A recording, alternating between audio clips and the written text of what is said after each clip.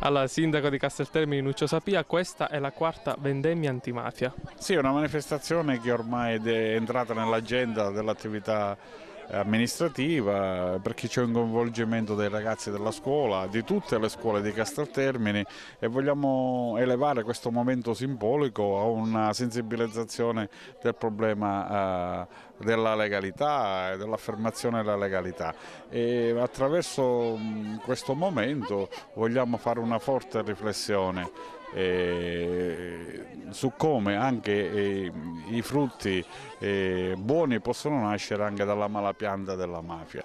Questo è il messaggio. Quest'anno la dedichiamo particolarmente a questa manifestazione al ricordo del giudice Levatino che è caduto per affermare la legge e la giustizia nella nostra provincia e anche alle vittime del terrorismo. Sono 15 anni che è in vigore la legge 109 del 96 che consente iniziative come queste, l'uso sociale dei patrimoni che un tempo appartenevano alle organizzazioni mafiose.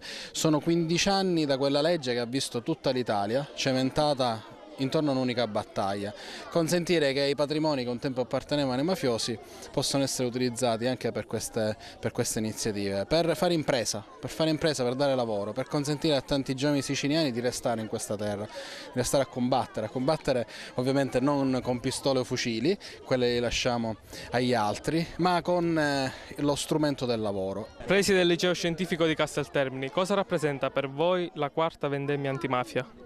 Per noi che diciamo, operiamo sempre per la legalità, questo è un momento diciamo così, determinante per riaffermare i valori della legalità, dell'educazione contro la mafia e per, diciamo così, per l'affermazione dei valori perenni della democrazia e della convivenza civile. Un evento importante dopo Primavera Antimafia. È molto importante anche per noi giovani siciliani perché noi insieme alle autorità più importanti vogliamo aiutare a sconfiggere la mafia, che è una macchia insovrastabile al giorno d'oggi.